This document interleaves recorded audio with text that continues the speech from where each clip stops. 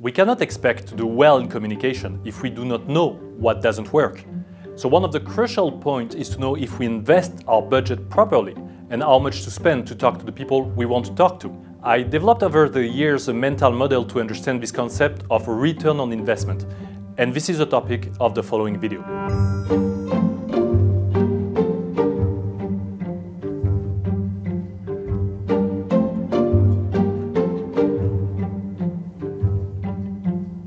Let me introduce you the pyramid of influence and return on investment. And this pyramid has two big variables. The first one is how influent you are. How much can you convince someone else that what you do is important? That would be the first parameter, and the second one is actually your return on investment. Each time I'm putting €1, how much do I trigger of attention from people?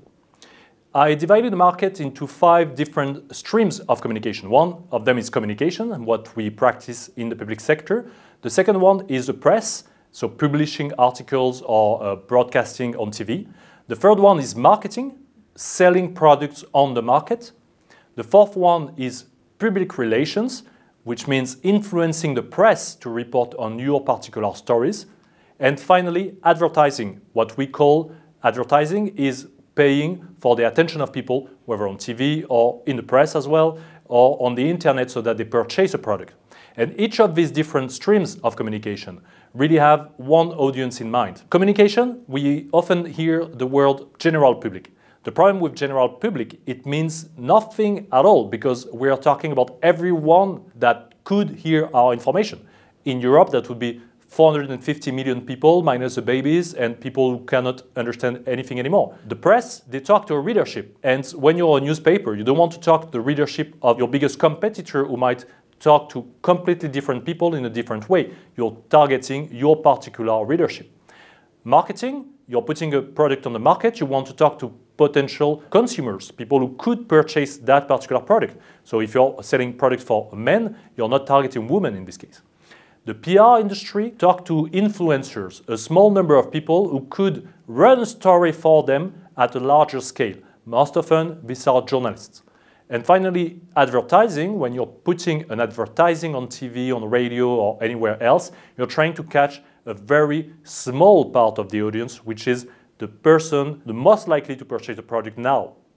So if we're talking communication again, we are trying to talk to about 100% of everyone in Europe. That's too much. That's impossible to have any sort of influence. If you want to talk to everyone, you cannot even measure it. The press usually have a segment of 10 to 20% more or less of the entire readership population. So that's the case of The Guardian, around 10%, and the Daily Mail in the UK with 20%.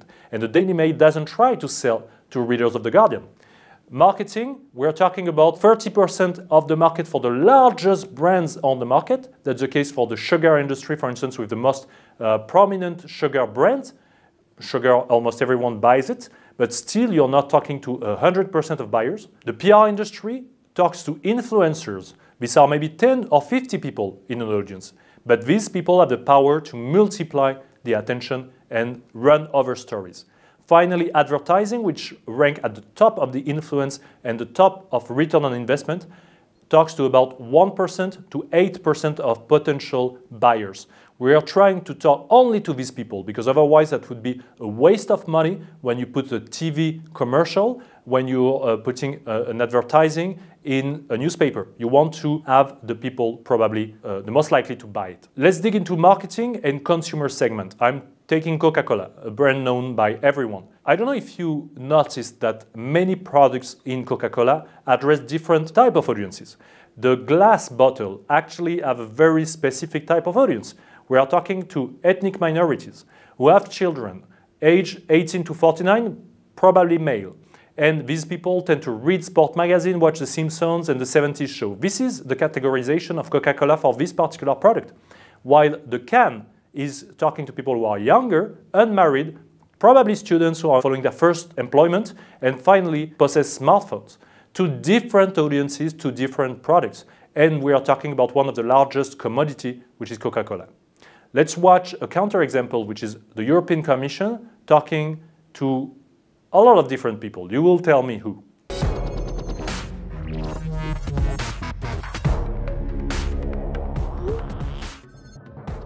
I just got a message about this great project. This device would help millions of people in their rehabilitation process. Consumers saving money and investors earning it. But there's a problem. Ideas need opportunities and investors to make them happen.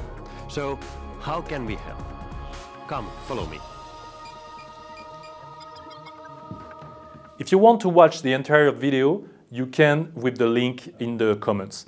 What I wanted to show in this particular video is that I'm not very sure if we are talking to entrepreneurs, investors, people who have ideas, if we are talking to journalists to report about this particular new package and program, or if we are talking to every citizen to show that we're investing their money correctly.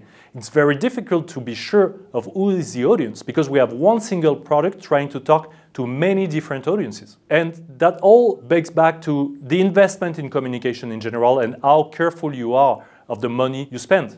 If I'm taking CocaCola, for instance, again, we have $45 billion revenues generated by CocaCola every year, and they know that they are spending about 10% of this entire budget into advertising. They have a very precise count of how many people do purchase Coca-Cola thanks to their marketing effort. In the EU, we have a much larger budget per year to spend on programs and EU fundings, a lot of different activities. And we spend only 0.4% of our budget in communication and advertising. And among that particular budget of communication, even if there are great efforts to measure, we're still not very sure how many people are reached when we spend €1 of communication advertising or on the salary of people working in these fields. The return on investment is a notion which every company adopted, but is still very, very light in the public sector. One of the reasons why it's light is because we do not know our audience enough. So we are not sure exactly who are the very specific people we need to trigger so that our organization goes well. If I have a project building a bridge, for instance, in Romania, should I talk to everyone in Europe or mostly to the people who could cross that bridge or could report about that story that this investment for a bridge in Romania is actually extremely successful in unlocking the economy of the region? I will have two different products because I'm talking about two different things to two different types of people. Once you know really well your audience, you can start to be creative because you've been strategic before.